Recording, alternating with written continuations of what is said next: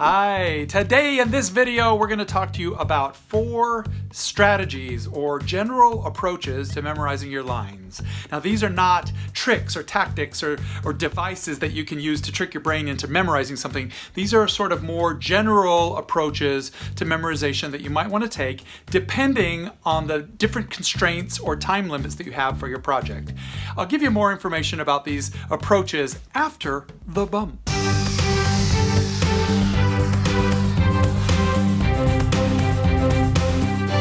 Hi, I'm Doug Fall, your augmented actor, helping you augment your acting career with tips, tactics, and tech. If this is your first time seeing me, you might want to consider subscribing to my channel by hitting that subscribe button down below and hitting that notification bell. I do actor training videos, acting advice, and I sometimes throw in technology like virtual reality and all kinds of stuff like that. So if that's something that interests you, please subscribe. Okay, so today we're talking about strategies and approaches. Now, what is the difference between a tactic or a trick and an approach or a strategy? First, let's talk about that. Well, a trick and a tactic, which we will do videos on more later on down the line, are little devices that you can use to trick your brain into memorizing things faster. Whereas a strategy or an approach is sort of a long-term method, a way you're going to tackle a script when you get it. Think about how much time you have and how much rehearsal time you have, and then decide which approach is going to be the most effective for your project. So let's get on to those approaches.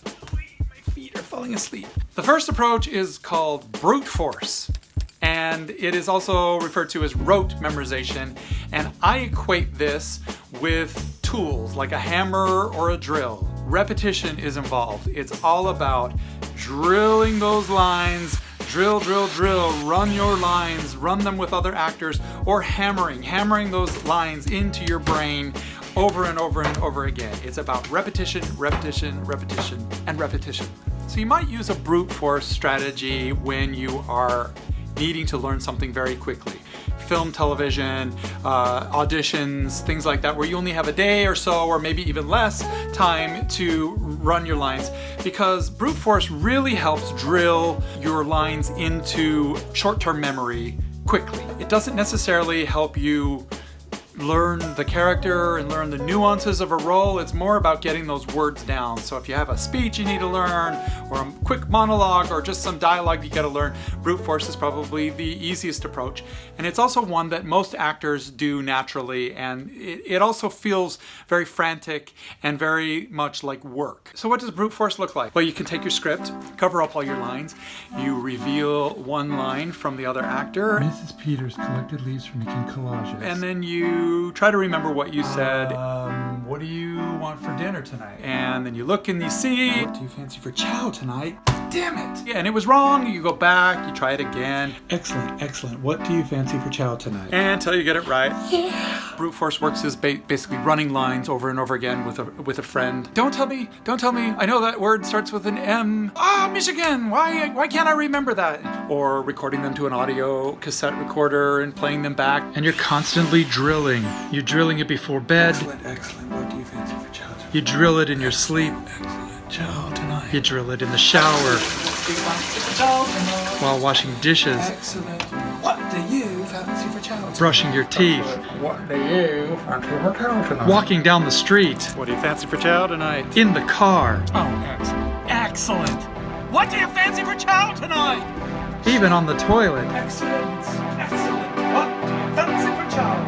So when is the brute force approach useful? Well, if you got to learn something quick, it's a great way to do it. When you just are learning the words to something, it's a good technique. You're not learning the acting and the style of it, you're just sort of drilling those words. But as an effective memorization tool, it doesn't necessarily help you out much as an actor. It feels like work, it feels like a chore. This is something you do when you wait until the last minute to start memorizing your scripts. You end up drilling and hammering and working with these tools all night, trying to cram for your off-book date. In general, I feel like it's the most difficult way of memorizing lines, and it's one approach that I try not to use unless it's absolutely necessary. Approach number 2 is the Simon approach, or the add-on approach. And the image that I like to use is the game of Simon. It's an old electronic game from the 80s. You are given a sequence of colors or tones that you then have to repeat back. For instance, yellow, green, green. And you punch in yellow, green, green. Then it adds a red. Yellow, green, green, red. Then it adds a blue. Yellow, green, green, red, blue.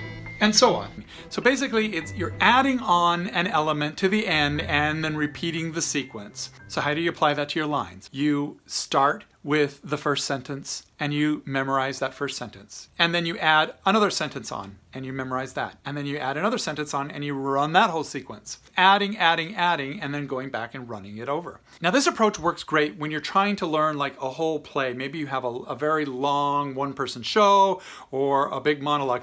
This play back here, Shipwrecked, that I did, it's it's a multi-person show, but essentially the lead character, Louis, is on stage the entire time and he's telling a narrative story, and then he breaks out into scenes with the other characters. But he's basically talking through the whole thing, and it's like a long 90-minute monologue. Well, when I did this show, I had about 90 days with the script in advance, and so I decided to learn a page a day. And I learned one page, and then I would learn a second page the second day, and then run the whole sequence.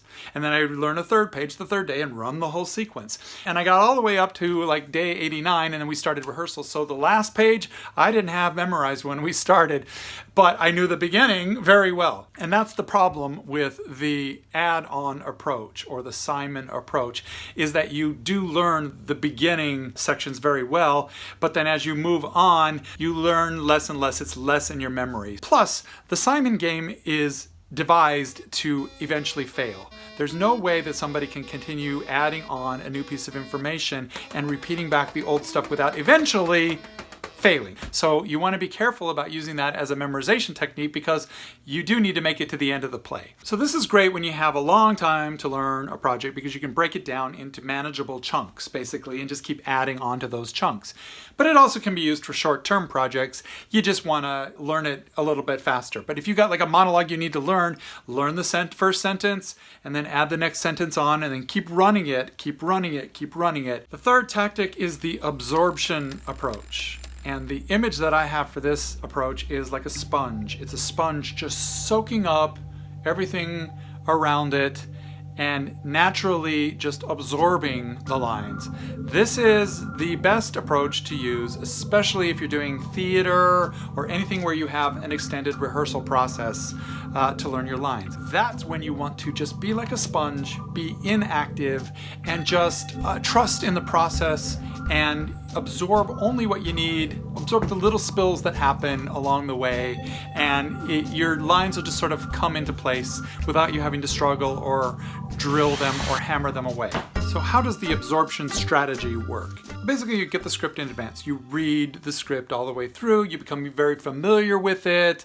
You look at your character, you look at your lines, you look at your blocking, you understand the plot. Then you go into rehearsals and you have a read-through. And that read-through is a time to start making discoveries and connections and seeing how other actors give you stimuli. And then you have a blocking rehearsal where you're going to add physicalization, and you can start associating your lines with your place on stage and the props that you're using and the other actors and how they interact with you and when your exits and entrances are and the business that you're doing on stage. And then you kind of can naturally get off book right at that point with that particular scene, and you focus just on that scene at that time. You're still sort of on book, but you know where the parts are that you need to work on and where the parts are that you have down pat. And so when you're in a stumble through, you're going to kind of go through and you're going to stop and go back, and you'll get that time to add a little repetition into the mix. You'll get practice running from point A to point B and the sequence of events and the lines that you need to say. You'll still have some stumbling blocks. You'll still have to call line a few times because certain little areas still need work. Like a sponge wiping across a counter. It doesn't pick up all the water, but it absorbs most of it.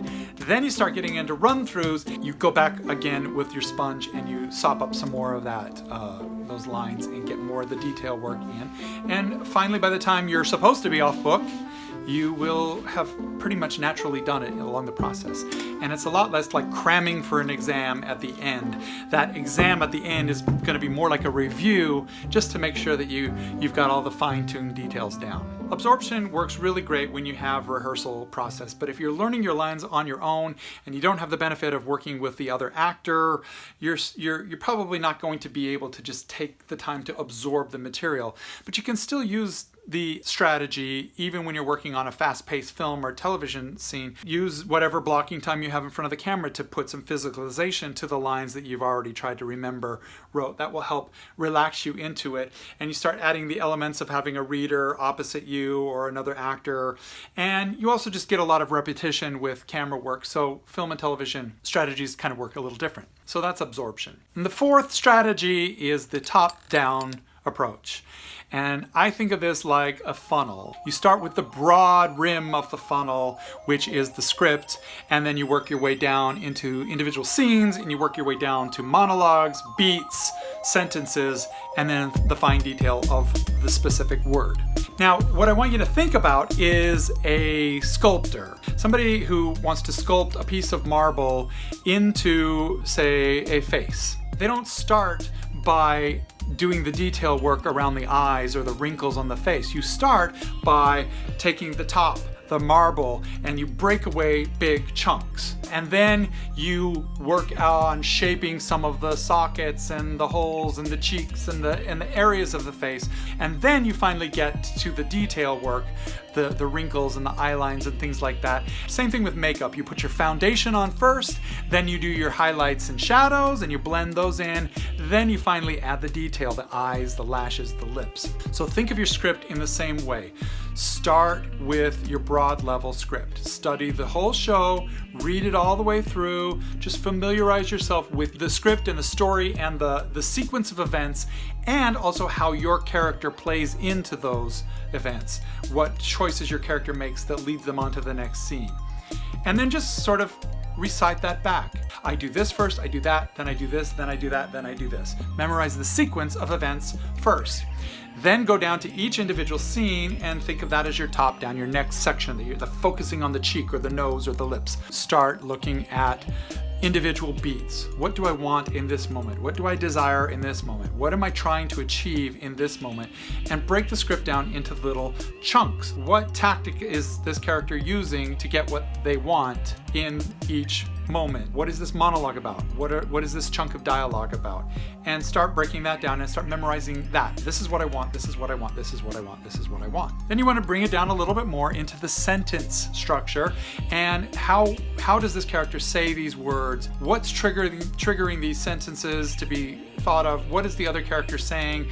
What am I feeling on each line, each individual thing? And then you want to go back with the final pass and do each specific word and make sure that you're just saying the exact right word, and there's all sorts of tricks for getting those words down too. So basically thinking of any script or any project from a top-down approach, start with the big stuff, work your way down, and while you're doing that, you'll start to see the areas where you need work. You'll start to see the parts where you know you've got that. And if you know you have something, if you've got something committed to memory, then you know you don't need to spend a lot of time working on that part. It's the stumbling blocks that you see constantly that you need to start using little tricks and tactics to help you trigger some of those responses, and we'll talk about those tricks and tactics in upcoming videos, so you want to look out for those. So these are 4 general approaches that I've kind of come up with, and I'm sure that other actors out there have their own approaches. What general strategy do you use when you are acting? Please tell me down in the comments below, and if I've missed something, I want to hear about that too. So if you found this video useful, please give me a like. It looks like this. Just hit that button down below. And also, if you know any actor friends out there who have a hard time memorizing, please share this video with them. If you like this video and you want to see more memorization videos, follow that playlist. If you want to see another random video of mine, hit that playlist. And if you want to subscribe, like I said earlier, just smash on my face over there. Have a good day. Bye.